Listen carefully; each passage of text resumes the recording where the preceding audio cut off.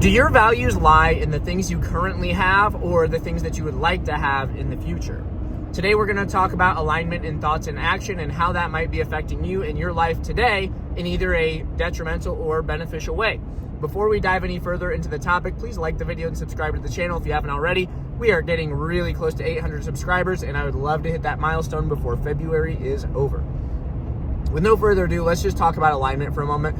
So to define a couple of terms to front load this video, alignment is when your thoughts and actions are all working towards the same end goal. That's what I mean when I say alignment. The opposite of alignment would be the conflicted disarray between thoughts and actions. You're thinking one thing, you're hoping for one thing, but your actions are directly leading you elsewhere. That's what we're trying to avoid.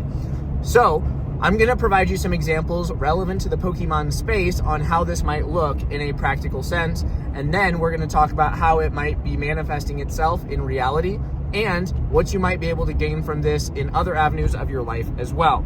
I'll start off by saying I'm some dude wearing a scarf in a truck. So take my words for what they're worth. That said, though, I have built a six-figure business that is set to at least double in revenue this current year relative to 2025. And so, use that as your basis for credibility or whatever. Some other things that I am proud of: I have a successful and healthy marriage. I am a good, active, present father. And I tend to excel in professions or, hobbies that I pursue.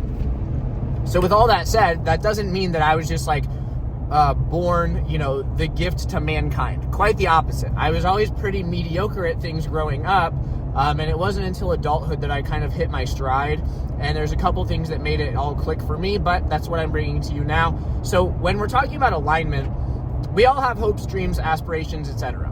We have things that we want either physically in the concrete world or just goals in terms of states of being. However, the day-to-day actions that we choose do not always get us to that end goal. As a matter of fact, I would venture to say many people's decisions are actively leading them astray, which will cause them some kind of permanent level of discontentment. And then that can further manifest itself with a disdain for the world that we live in. So my argument is it's best to avoid all that, right? That sounds awful. So what can we do? Well, the first thing that you're going to have to do is add some clarity to yourself in a super direct way. So you first need to sit down, and let's start with your Pokemon business or your collection. You need to sit down and actually consider the things that you value.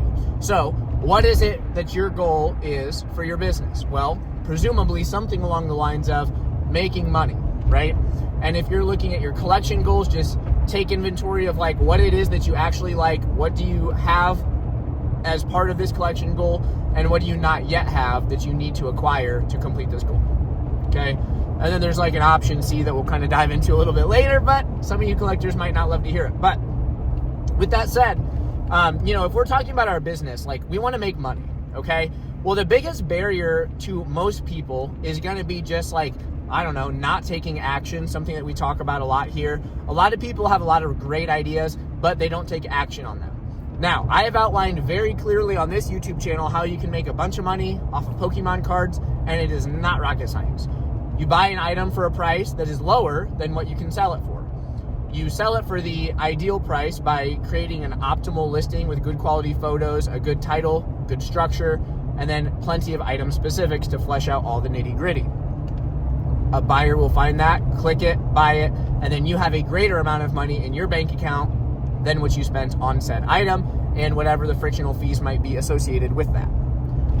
Now, one thing that is going to prevent you from getting that done is by, not buying the items, not doing the listings, not packaging them in a reasonable amount of time, etc.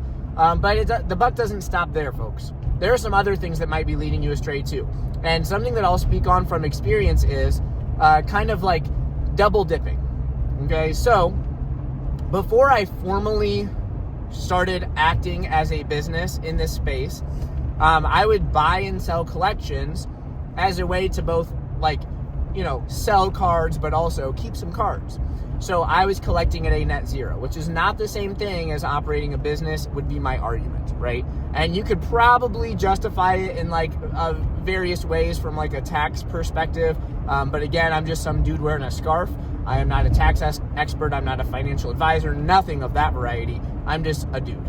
So with that said, if you are always spending your business's money, your capital, your buying power is being depleted by you picking up collection pieces, it's just this classic example of bad idea, right?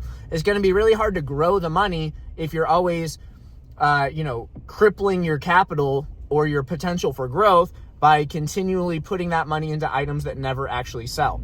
The way that you make money is by buying items that sell and then choosing to sell them. So start there. If we're talking from a collector's perspective, something that you might be misaligned on is you're trying to complete a particular set, right? I'm just going to spitball one. I really like Aquapolis. So let's say you're trying to do a master set of Aquapolis. Admirable goal. There's some good cards in that set. It's going to be a tough one to complete. With that said, though, if you're trying to complete the Aquapolis master set, but every time a new chase card comes out, like you've just got to have that Ascended Heroes Dragonite, the wings on its head, that thing cooks, right? Well, if you're always buying the next shiny thing that pops up and you're never actually checking off the boxes for your Aquapolis set, do you think that Aquapolis set is going to get accomplished? Because probably not. You're putting all your money into the new shiny stuff instead of the new shiny things that you actually want instead. And it is possible for your collecting goals to change. I'm not proposing that you have to be stagnant forever, but you just kind of have to be intentional about what it is that you're pursuing and then actually choose to pursue that thing. At the end of the day, shiny cardboard is going to exist so long as mankind exists in the way that it does currently. So with that said, this new Dragonite with the wings on its head is going to be available to you on a pretty large time horizon. So you don't have to buy it just because it's the new shiny thing. You can wait to buy that shiny thing when it's not as new. And if you actually like that item, it's still going to be worth picking up after your goal is done. I'll also say that there's something to be said about focus, right? And that's this ties it into both the collecting aspect as well as the business aspect. If you are diving in on one goal, your likelihood of being successful with that goal is astronomically higher than if you're just like scattershotting across 5 different goals and you're kind of half-heartedly pursuing them, right? It's better to be committed 100% to one thing than it is to be committed 80% to 3 things. Because you want to 100% complete a goal that's worth pursuing, right? I think we can all agree on that. I guess like another life example is, if I wanted to lose weight, then it would be a really good idea for me to really focus on diet and exercise. If my primary goal in life is to lose weight, then probably it's not the best time for me to start a new Netflix series. Because the odds of me, fusing with my couch and then having access to a bunch of snacks and stuff that were not part of my plan for the day, that increases, which is a direct conflict from my actual goal that I set, right? So that would be a classic example of a misalignment. Same as the whole, I'm running a business, but I'm buying all these collection items. That's a conflict. Same with, I want to complete Aquapolis, but I'm going to buy all these new Ascended Heroes cards. That's a conflict. So you're misaligned. Misalignment means non-completion of goals, which means you don't get to feel successful. And we live in a dopamine-rich world where you can get a quick hit from scrolling on TikTok or whatever, and a lot of people are substituting actual feelings of fulfillment for those quick-release dopamine hits. Again, I'm no psychologist. I'm just some guy on the internet. Maybe you're getting a dopamine hit from listening to this now, and this could be directly counteracting the advice that I'm giving you. If that's the case, you have my permission to click out. But with that said, if you do want to complete the goal, then you have to be very objective with yourself in your pursuit of that goal. Because we know that not all roads lead to the same end destination.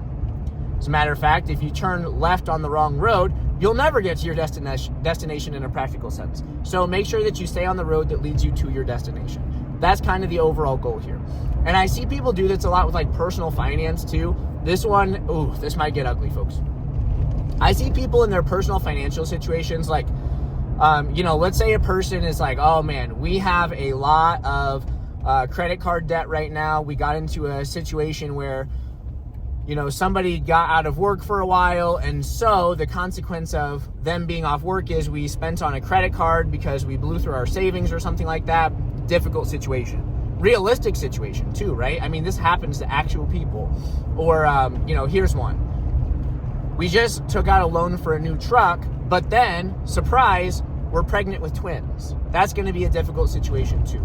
So you have to make a decision in that case. What do you value more? Your new twin babies or a truck? And so if you choose to keep the truck that is causing an immense financial strain on your lives, then you're going to be a very stressed out parent. And newsflash here, if you are a parent of twins, I don't have the personal experience of this, but I mean, come on. Be realistic here. If you're the new parent of twins, that's probably going to be stressful because a baby is a lot of work. 2 babies is double the work in some cases. If you're worried about the stress of 2 babies and financial doom, that's a losing proposition. So the obvious situation there is cut the truck. I mean, you're going to have to get rid of that thing and probably go buy like a $10,000 car that you can get from point A to point B with. And maybe that car isn't going to last you forever. But Drew, I'm going to have to make repairs to that $10,000 car. Right. But I've also heard of brand new cars needing repairs too. And as a matter of fact, maintenance on a brand new car tends to be more expensive unless you bought the super premium, crispy fresh warranty program, which is also thereby costing you more money out of pocket per month, right? And so these are all things, these are all things to consider.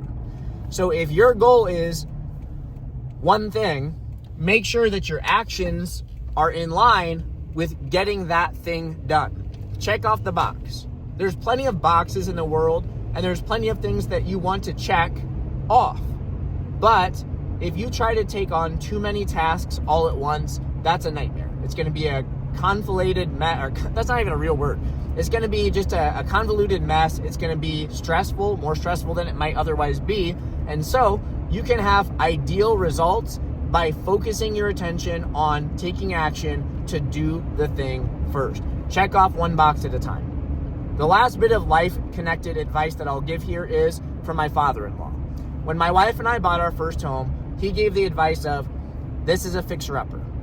You need to focus on one room at a time. You're going to be tempted to check off a bunch of small projects because they're low-hanging fruit.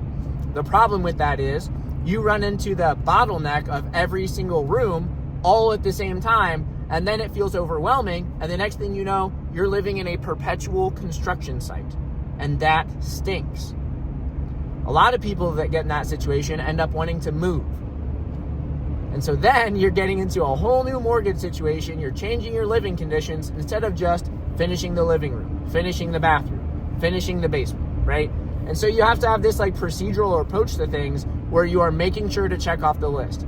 Just because you come to a bottleneck, that doesn't mean that you jump ship and go to the next low-hanging fruit task someplace else.